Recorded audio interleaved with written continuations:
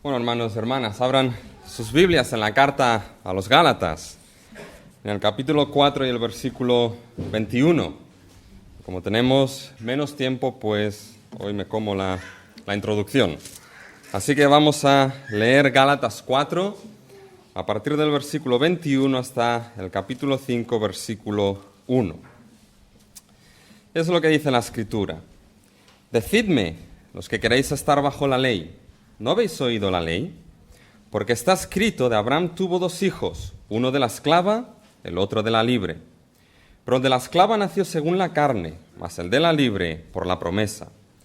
Lo cual es una alegoría, pues estas 2 mujeres son los 2 pactos. El uno proviene del monte Sinaí, el cual da hijos para esclavitud. Este es Agar, porque Agar es el monte Sinaí en Arabia y corresponde a la Jerusalén actual, pues ésta, junto con sus hijos, está en esclavitud. Mas la Jerusalén de arriba, la cual es madre de todos nosotros, es libre. Porque está escrito: regocíjate, oh estéril, tú que no das a luz. Prorrumpe en júbilo y clama, tú que no tienes dolores de parto. Porque más son los hijos de la desolada que de la que tiene marido. Así que, hermanos, nosotros como Isaac somos hijos de la promesa. Pero como entonces el que había nacido según la carne perseguía al que había nacido según el Espíritu, así también ahora.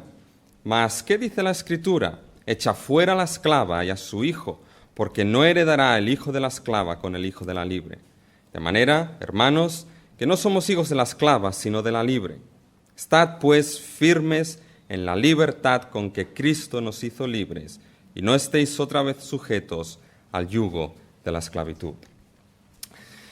Fíjense que después de las lecturas que ha leído Vicente y Gálatas, vamos a ver cómo todas estas lecturas pues confluyen en un único punto. Pero si tenemos que hacer un resumen de lo que Pablo está hablando en Gálatas 4, en estos versículos que hemos leído, es básicamente identificar quién es quién.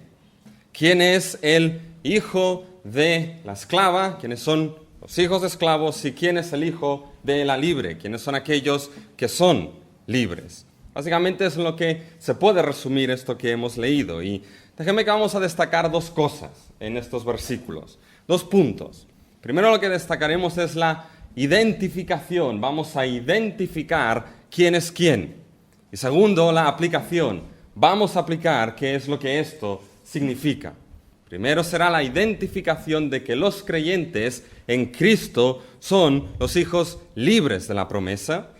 Y segundo, la aplicación de lo que significa que el creyente en Cristo es el hijo libre de la promesa.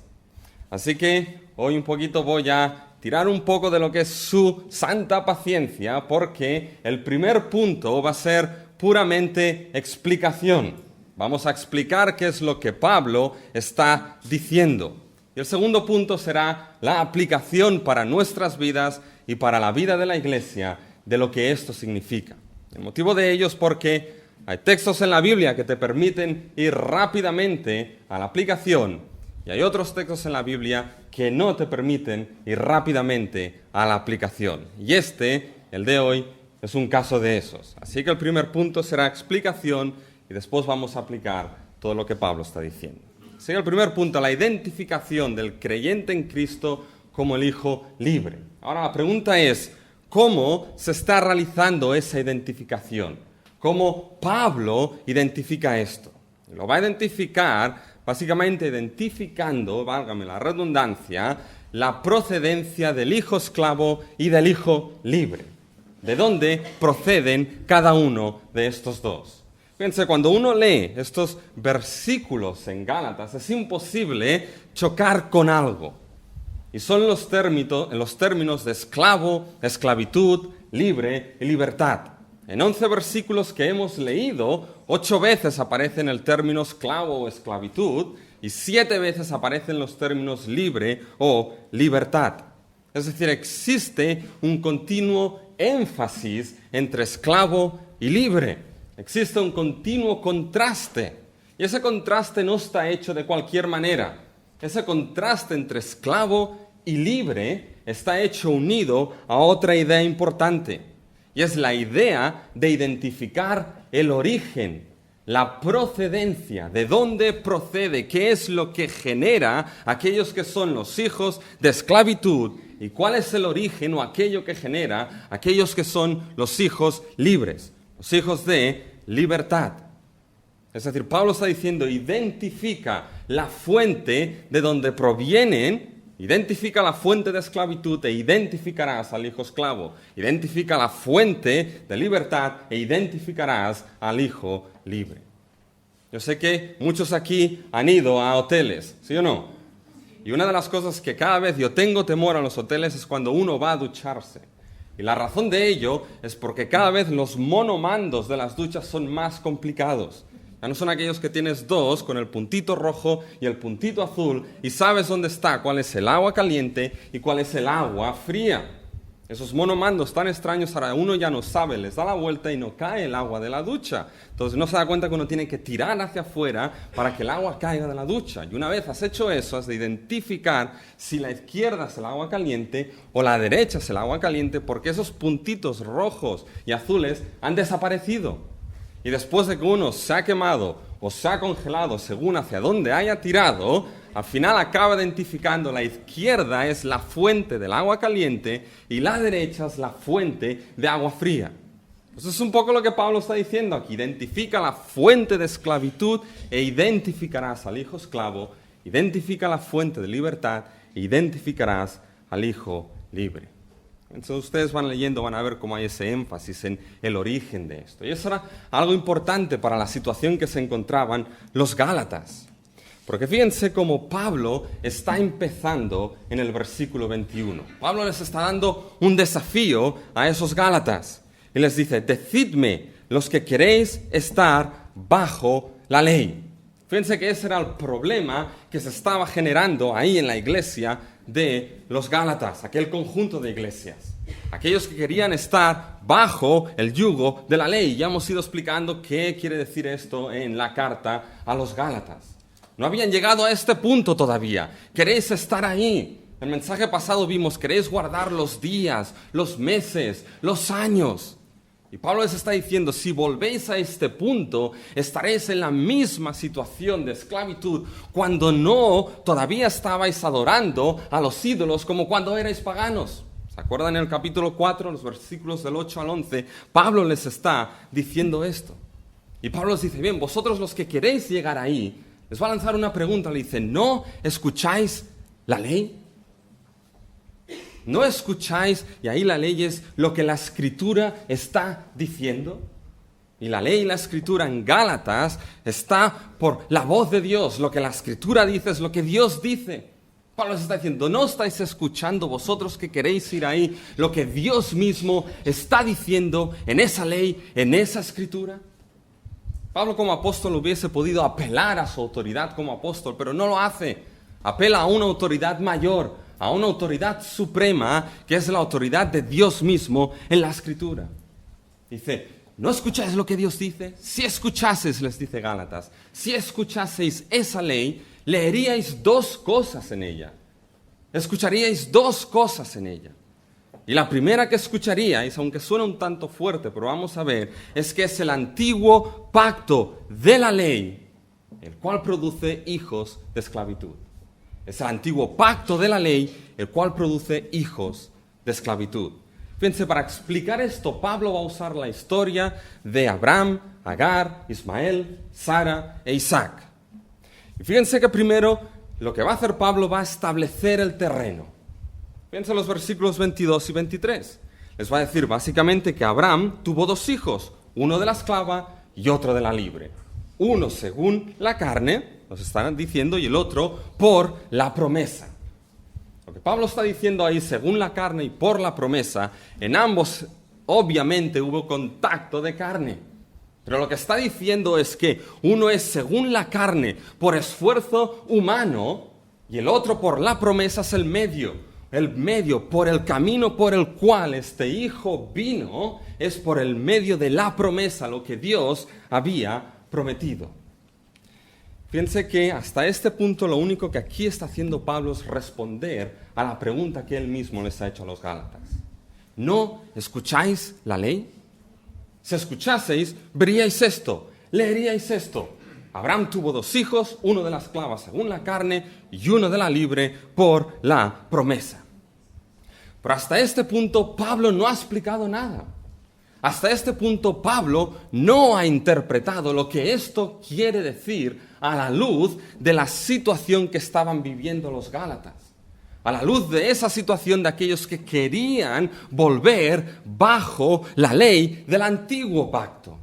Dar marcha atrás al reloj de la salvación y volver a someterse a las estructuras del antiguo pacto. De momento no ha explicado. Ahora es cuando Pablo va a empezar a explicar qué es lo que esto significa. Y fíjense en el versículo 24, cuando Pablo dice, lo cual es una alegoría. Mejor dicho, lo que Pablo está diciendo es lo cual, hablando alegóricamente, es decir, como una comparación, voy a hacer, esto es lo que significa. Y Pablo va a explicar. Es una explicación un tanto extraña, pero al fin y al cabo es una explicación lo que Pablo nos va a dar. Y lo primero nos dice, esas 2 mujeres son 2 pactos. Representan 2 pactos. Y a partir de aquí en los versículos 24 y 25, Pablo va a centrarse en una única mujer, en un único pacto y en un único resultado. Y fíjense que va a empezar en el versículo 24, dice, lo cual es una alegoría, pues estas mujeres son los 2 pactos. El uno, fíjense, uno de los pactos, dice, el uno proviene del monte Sinaí. Párense ahí.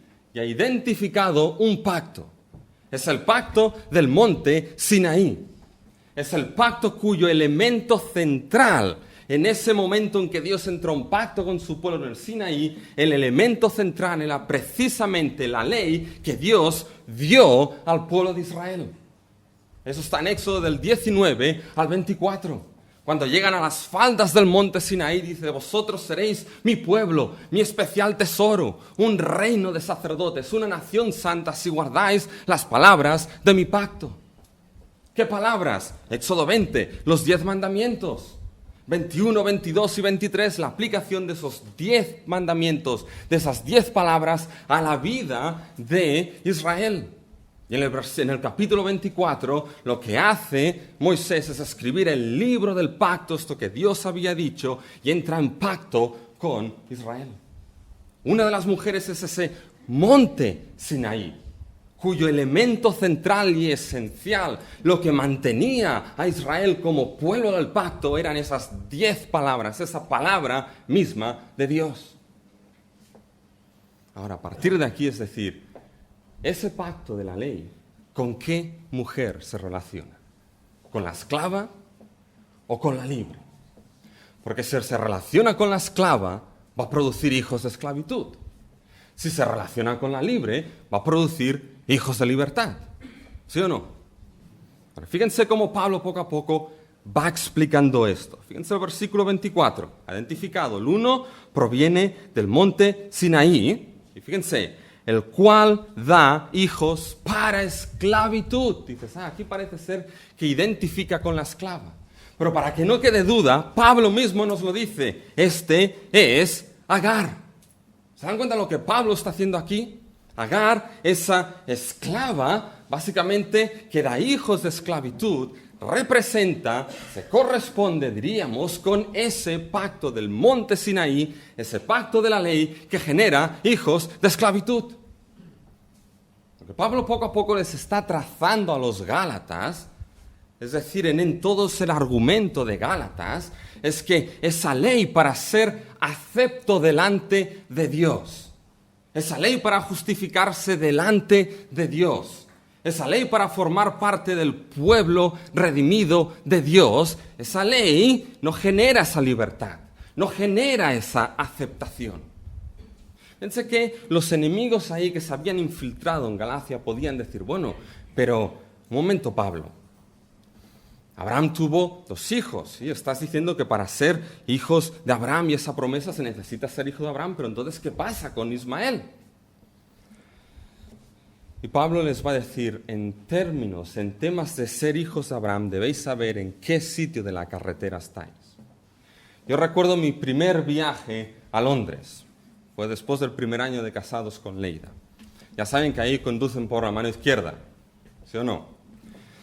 Pues es un lío cuando uno no se acostumbra, porque ahí teníamos que coger el autobús y nosotros estamos acostumbrados a ir por la mano derecha. Y cogíamos ahí el autobús pensándonos que íbamos hacia un destino y como van al revés, íbamos a parar completamente al otro lado, a un destino totalmente contrario, y al cabo de 15 minutos nos dábamos cuenta de decir, vamos totalmente al revés. La dirección que hemos tomado es contraria y vamos a un destino totalmente contrario. De tal manera que Pablo aquí los está diciendo, en términos de ser hijos de Abraham, debéis saber en qué lado de la carretera estáis, porque va a llevar a dos destinos totalmente distintos. Pablo está ligando esa Agar, ese Ismael, con ese pacto de la ley que no tiene relación con esa fe que justifica, sino con las obras de la ley por las cuales ningún hombre, ser humano, será justificado. Ahora la pregunta aquí es, ¿y eso cómo se relaciona con aquellos Gálatas y con aquellos que estaban predicando otro evangelio?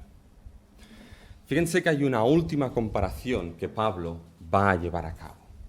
Fíjense que esta Agar, que se relaciona con este pacto del Sinaí, fíjense lo que dice en el versículo 25.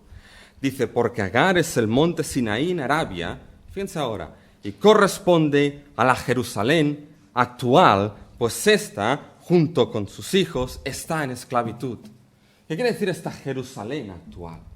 Básicamente lo que Pablo está usando ahí se refiere a la Jerusalén del primer siglo, pero Pablo lo está utilizando como una imagen, la cual básicamente está en lugar para representar ese judaísmo legalista que se había metido dentro de la iglesia de Galacia. Ese judaísmo que les estaba diciendo que necesitas fe en Cristo más las obras de la ley para ser salvo, para ser hijo de Dios, para ser pueblo de Dios, para ser acepto delante de Dios. Fíjense cómo Pablo lo dice, esta se corresponde a la Jerusalén actual. Esa palabra corresponde es la palabra que se usa para aquellos soldados que están en la misma fila del servicio. Yo nunca he hecho el servicio militar, hice la objeción de conciencia, pero he hecho filas en el supermercado, en el cine, y son aquellos soldados que están en el frente, en la misma fila militar. Y aquí dice, esos judíos que están diciendo esto, que os están llevando a esa esclavitud otra vez, de que no solo es fe en Cristo, sino que son las obras de la ley también para ser aceptos, salvos, reconciliados, hijos de Dios, están en línea con esa Agar, con ese pacto del monte Sinaí. Y fíjense, ellos son, dice, los que están en esa esclavitud. Y cualquiera que se someta a ese otro evangelio, que no es evangelio en absoluto, van a estar exactamente en la misma situación. Fíjense que todas estas ideas, Agar, Ismael, monte Sinaí, esa Jerusalén actual, van al punto de estar en esclavitud bajo la ley, en temas de aceptación delante de Dios, en temas de ser parte del pueblo de Dios. Y fíjense que Pablo quiere mostrarles a ellos y a nosotros que esa aceptación delante de Dios, que esa aceptación como hijos, que esa aceptación delante del gran Creador, no viene por esas estructuras de ese antiguo pacto, por esa ley, sino que viene por un camino totalmente distinto. Pablo va a utilizar todo lo que es su artillería teológica. Fíjense que va a vencer lo que es esa herejía con la verdad misma. Y va a lanzarles esta verdad y toda la artillería teológica. ¿Saben por qué? Porque ese otro llamado evangelio, que no es evangelio en absoluto, lo que estaba haciendo era, por un lado, estaba rompiendo lo que era la gloria del sacrificio mismo de Cristo, de lo que Cristo hizo por los suyos. ¿Y saben por qué Pablo lanza toda esta artillería? Por un motivo que es totalmente pastoral, porque Pablo ama a la iglesia de Cristo. Porque Pablo ama a esos creyentes ahí en Galacia. Porque Pablo sabe que Cristo se entregó por ellos. Y saben que ese evangelio es crucial para ellos. Y va a hacer todo el esfuerzo necesario para que no se desvíen ni un ápice de ello. por ese amor hacia esa iglesia, Pablo lanza esa batería teológica para demostrarles, esos son los hijos de esclavitud. Ahora tenemos la identificación de unos, ahora vamos a la identificación de los otros, quienes son los hijos libres. Fíjense, si el antiguo pacto de la ley produce esos hijos de esclavitud, el nuevo pacto en Cristo produce hijos de libertad. Y fíjense cómo esto Pablo ahora lo va a explicar. Voy a centrarme solamente en un versículo y voy a intentar explicarlo lo más claramente posible. Fíjense que a partir del versículo 26 va a coger otra Jerusalén. La Jerusalén actual es esclava con sus hijos, pero fíjense ahora lo que sucede en el versículo 26. Mas la Jerusalén de arriba, la cual es madre de todos nosotros, es libre. A eso todos nosotros se refiere a los creyentes en Cristo, sean judíos, sean gentiles, sean chinos, sean americanos, sean chilenos, sean de donde sean. ¿Ya? Esa Jerusalén de arriba, celestial, es madre de todos nosotros. Fíjense que ahí hay una comparación. Si la actual produce hijos de esclavitud, los hijos libres vienen producidos por otro lado. La factoría es de otro tipo, viene por otro tipo de pacto. Ahora la cuestión es, ¿cómo Pablo va a decirnos que ese es el nuevo pacto en Cristo? ¿Cómo va a decirnos y hablarnos de Sara? ¿Cómo lo va a hacer esto? Si ya hasta aquí Pablo era complicado, ahora Pablo todavía es un poco más complicado. Así que si estamos todos liados, no se preocupen, porque ya Pedro dijo que lo que a veces Pablo escribe no es fácil. Pero fíjense, lo que va a decir Pablo ahora es en el versículo 27. Nos va a explicar lo que quiere decir en el versículo 26. Pablo va a citar Isaías 54:1, lo que se ha leído. Y si hay algo central en Isaías, uno de los temas centrales en Isaías, es la restauración de Sión, la restauración de Jerusalén. Una de las cosas que Isaías en su libro está mostrando es el hecho de que Jerusalén va a quedar desolada, va a quedar abandonada, va a quedar dejada de la mano. Sus hijos van a ser llevados al exilio a causa de las tropas babilónicas. Pero esa no va a ser la última palabra de Dios para Sion. Dios va a restaurar a Sion a una gloria mucho mayor. Dios va a restaurar esa Jerusalén a una gloria mucho mayor. Va a devolver a sus hijos y esa Jerusalén va a estallar en una multitud de hijos que vienen del exilio y Dios va a restaurar esa Sion. Y esa restauración va a coincidir cuando Dios va a restaurar todas las cosas a una nueva creación. Eso es un tema que aparece en Isaías. Ahora, fíjense, en Isaías, ese texto que Pablo está citando en el versículo 27, ¿cómo Isaías ahí está definiendo, aquí en ese caso, a Israel y veremos después también a Jerusalén? Fíjense cómo lo define, porque está escrito, regocíjate, oh tú estéril, tú que no das a luz, prorrumpe en júbilo y clama, tú que no tienes dolores de parto. ¿Se dan cuenta? Define, ahí en Isaías 54, define a Israel como esa mujer estéril, como esa mujer que no tiene dolores de parto. ¿Lo ven eso en el texto? Ahora la pregunta es, ¿de dónde Isaías está sacando esa imagen? ¿De dónde Isaías está sacando la imagen de Israel? Y veremos Jerusalén como una mujer estéril que no tiene dolores de parto. ¿Saben de dónde lo saca? La imagen que está tomando ahí Isaías es precisamente la imagen de Sara, la imagen de la esposa de Abraham. Fíjense cómo en Isaías 51 nos lo va a decir. Isaías 51 ya la ha definido, dice, oídme los que seguís la justicia, los que buscáis a Jehová. Mirad a la piedra de donde fuisteis cortados y al hueco de la cantera donde fuisteis arrancados. Mirad a Abraham vuestro padre y a Sara que os dio a luz, porque cuando no eras más que uno solo la llamé y lo bendije y lo multipliqué. Fíjense que ahí Sara es definida como aquella que Dios básicamente a Sara y a Abraham ha bendecido, ha multiplicado, y esos hijos son hijos de justicia. Esos hijos son hijos los cuales buscan a Dios. Ahora, fíjense lo que está haciendo aquí Isaías.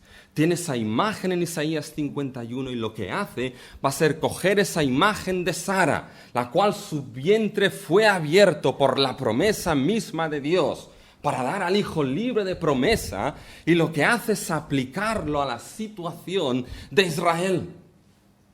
Ahora dice, ese Israel, vamos a ver, es como con esa imagen de Sara detrás, esos hijos que va a dar a luz, esos hijos de la promesa, esos hijos de justicia, esos hijos libres de esa promesa.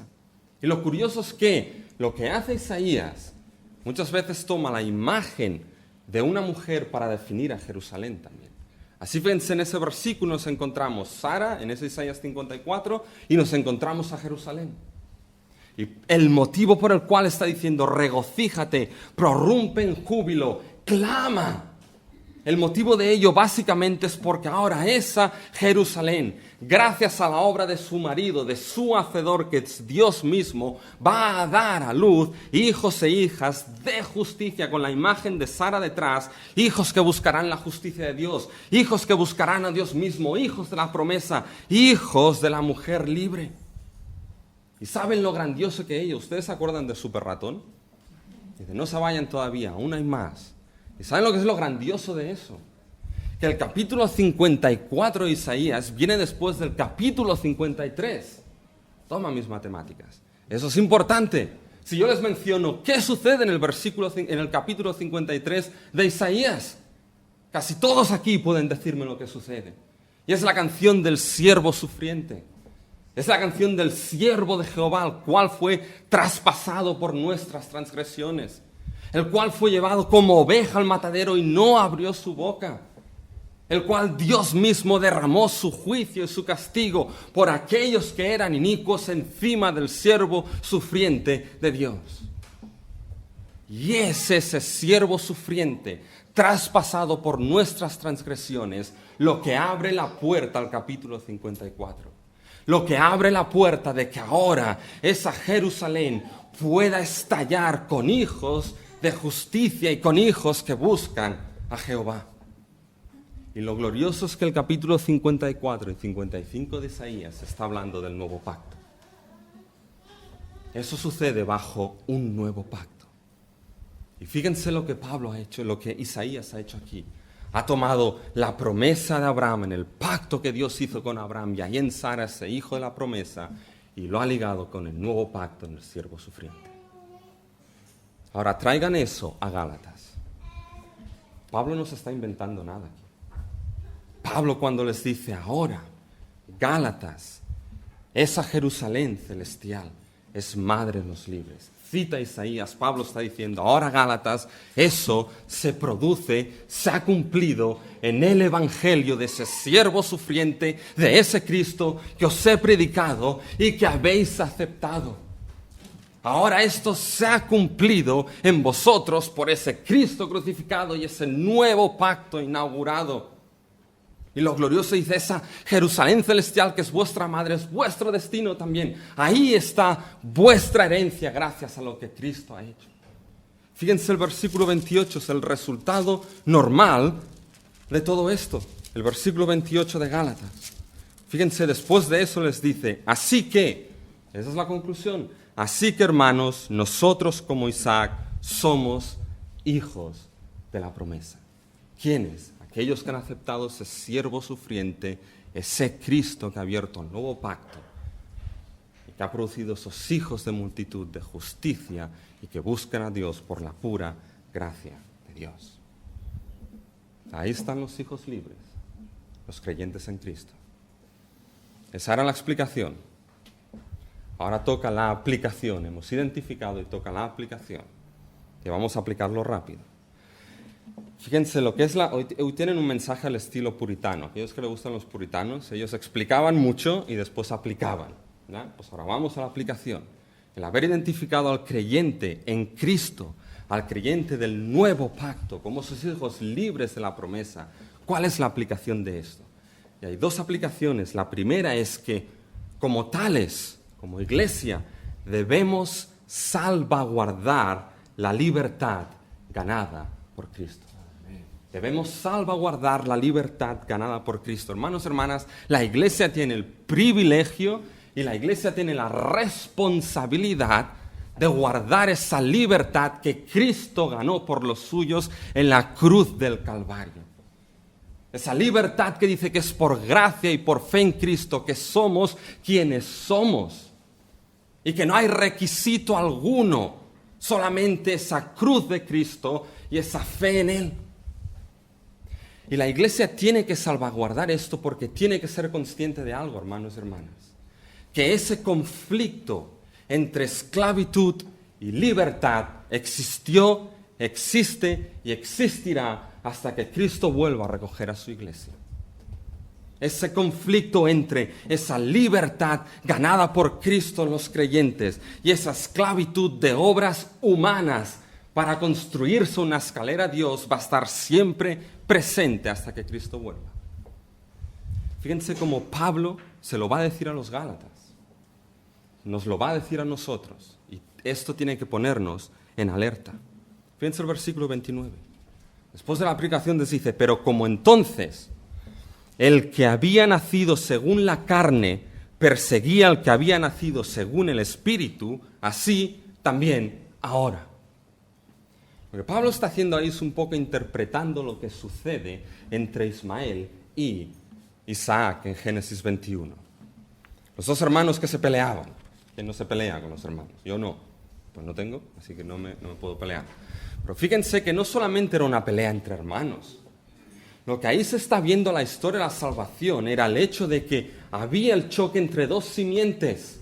La simiente de la promesa y la simiente que no era de la promesa. Y cuando Sara le dice a Abraham, echa fuera a la esclava, porque el hijo de la esclava no heredará con el libre, suena un tanto rudo. Lo fue en cierta manera. Pero fíjense que cuando uno lo mira bajo la historia de la salvación, lo que se está diciendo ahí, se está salvaguardando la simiente de la promesa. En ese momento esa simiente que no es de la promesa es apartada y la historia de la salvación sigue a través de esa simiente de la promesa que es Isaac, para que llegue la simiente final que es Cristo para traer la bendición a todas las naciones. Dice, de la misma manera que eso fue así, dice versículo 29, así también es ahora, Gálatas. También se está produciendo esa lucha entre vosotros. ¿Cómo? Mediante esos que intentan predicar otro evangelio, evangelio de fe más obras. Y están coartando vuestra libertad en Cristo. ¿Se acuerdan de Tito? Aquí en Gálatas. Esa lucha ya nos la ha mostrado Pablo. Y ya la hemos visto. Fíjense en el capítulo 2, versículos 3 y 4. Mas ni aun Tito, que estaba conmigo, con todo y ser griego, gentil, fue obligado a circuncidarse. Y fíjense ahora, escuchen el lenguaje de Pablo. Y esto a pesar de los falsos hermanos introducidos a escondidas que entraban para espiar nuestra libertad que tenemos en Cristo Jesús para reducirnos a esclavitud. ¿Se dan cuenta? Esa lucha ya estaba yendo ahí. Y Pablo ha dicho, echa fuera a la esclava. No quiere decir que empezamos a sacar gente de la iglesia. No quiere decir esto. Pero lo que sí está diciendo es que debes, iglesia, salvaguardar esa libertad tan gloriosa que Cristo nos ha dado en ese evangelio. Debes mantener ese evangelio, ser esa columna y baluarte de esa verdad. Déjenme que les ponga un ejemplo. ¿Saben qué? Esto hoy en día es de suma importancia. Habías hablado de la posmodernidad, eso que no hay verdad absoluta. Pero déjenme que les ponga ejemplos. Ese evangelio que está tan de moda hoy en día, el evangelio de la prosperidad, lo que hace es eso, no es evangelio en absoluto y esclaviza al ser humano. Da, y Dios va a dar. Dios es soberano y da, y cuando no quiere, no da.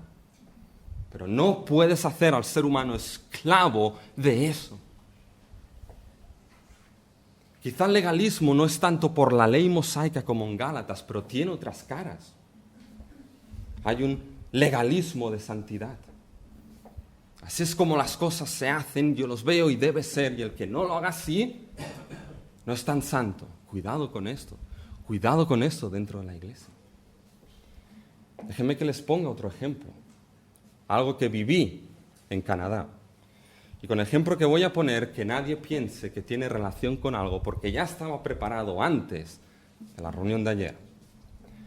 Y me encontré con una iglesia, en las cuales se produce un gran problema. Y el problema era a raíz de los diezmos. Y básicamente lo que se acababa diciendo ahí, las palabras que acabaron escuchándose desde ese púlpito, eran: si no me traen el dinero, si no me traen los diezmos, va a haber problemas. Aquel que no da el diezmo, el 10%, aquel que no lo da igual si puedes dar $1,000, $1,000,000. Bueno, si se diese creo que no habría problema. Pero, dicen, aquel que no lo traiga no puede, no lo vamos a considerar para nada, no puede ni tener comunión con el pueblo de Dios. Y había gente ahí que decía: es que estoy dando todo lo que puedo, no puedo dar más. Y decía: no sé lo que hacer para estar bien con Dios. No tengo más. ¿Qué más debo hacer para tener esa comunión? ¿Qué más? Y cuando esos dichos, esos son grandes luces rojas de alarma. Porque se tiene comunión con el pueblo de Dios y con Dios no por lo que yo hago, no por lo que yo doy, sino por lo que Cristo ha hecho por mí. Por lo que Cristo ha hecho por mí. Y fíjense que cuando este legalismo se introduce, hermanos y hermanas, ¿saben lo que genera? ¿Saben lo que genera? Genera la sensación en aquellos que son hijos libres por la gracia de Dios, por el sacrificio de Cristo, se genera la sensación de que no son suficientemente dignos para tener comunión con su Dios y con el pueblo. Eso es lo que sucedió con Pedro. Se separó de los gentiles para irse con los judíos. No sois dignos suficiente, gentiles. Debéis seguir esa ley para estar en comunión con los que son de verdad, de pura cepa. Otro ejemplo. Me resulta extraño decir cuando no era pastor. Bueno, en fin, pero no era así. Sucedió en una reunión, y con esto ya termino, porque la última aplicación es bien rápida. Sucedió en una reunión donde vinieron misioneros de afuera, vinieron pastores, y sucedió en un sitio que no voy a mencionar, así que déjenme empezar como Cervantes, en un lugar de La Mancha, de cuyo nombre no quiero acordarme. Lo que sucedió es que fuimos mi esposa y yo a esa reunión. Y había misioneros cualificados, pastores cualificados. Y la persona que estaba delante, ¿quiénes son los misioneros? ¿Quiénes son los pastores? Mi esposa y yo no levantamos la mano para nada. ¿Cómo se llama usted? ¿Cómo se llama usted? Felicidades, estamos contentos, no sé qué. Y cuando llegó justo a nuestro banco, ¡plop!, nos saltó. Y usted, estábamos nosotros ahí y nos sentimos tan mal. De decir, ¿qué debo hacer entonces para poder tener esta comunión? Eso es lo que estaba sucediendo aquí y eso es lo que mostró Pedro. Y esa libertad es la que Pablo dice, debéis salvaguardar. Más adelante nos dirá que esa libertad, y eso lo voy a saltar porque lo tomaremos más adelante, esa libertad es una libertad que se vive en la libertad del Espíritu. Y esa libertad en Cristo, vivida en la libertad del Espíritu, es una libertad que no solamente, Pablo nos da a decir, se vive individualmente, sino que se vive colectivamente como pueblo de Dios. No irritándoos los unos a los otros, dice Pablo, ni mordiéndoos, sino considerándoos los unos a los otros, dando como comunidad los frutos del Espíritu. No poniendo cargas sobre el hermano, sino llevando las cargas los unos de los otros, y cumpliendo así la ley de Cristo, amaros los unos a los otros. Salvaguarda esa libertad, iglesia. Y lo último, fíjense que Pablo va a ser claro. Básicamente no se necesita conclusión. No solamente salvaguardar, sino estar firme en esa libertad. Fíjense el versículo 1 del capítulo 5. Estad pues firmes en la libertad con que Cristo nos hizo libres y no estéis otra vez sujetos al yugo de la esclavitud. Este texto, tal como está traducido aquí, no se ve, pero ¿saben cuál es el énfasis de este versículo? El énfasis del versículo es: Cristo nos liberó para esclavitud, para libertad, perdón. Por lo tanto, estar firmes. Hermanos y hermanas, si hay algo de importancia por el cual la Iglesia tiene que salvaguardar esa libertad en Cristo, es precisamente porque costó mucho. Es precisamente porque costó la muerte de ese siervo sufriente en aquella cruz agónica, en aquella cruz que era la peor muerte que podía sufrirse. Pero Pablo ya se lo dijo a los Gálatas: Cristo nos amó y se entregó por nosotros. Y con esto ganó la libertad para su pueblo, para ahora y para toda la eternidad.